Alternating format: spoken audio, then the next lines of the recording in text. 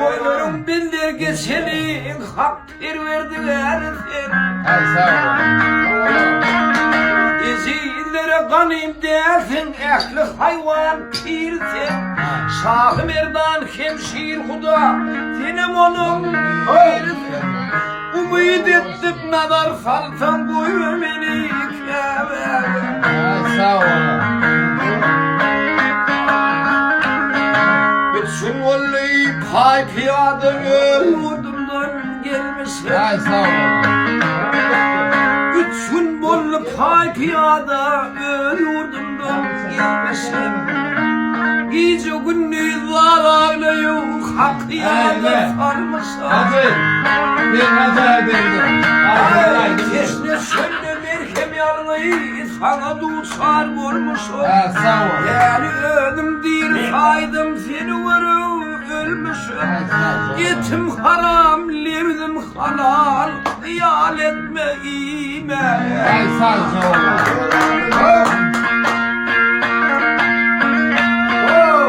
Renkin inerim de siyası davan buruyalay.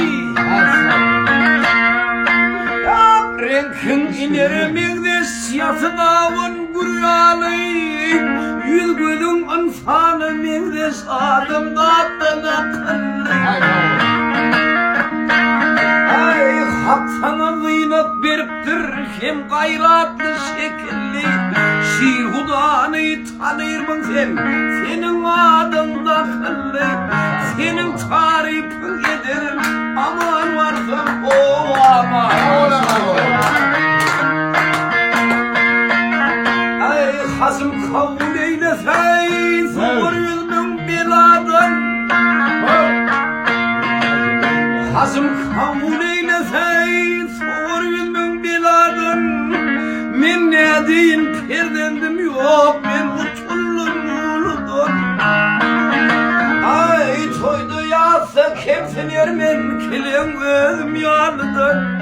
Sana da ömür dileyim, barık kadir anladım. Bir cumalı yaratıyla barık kallar.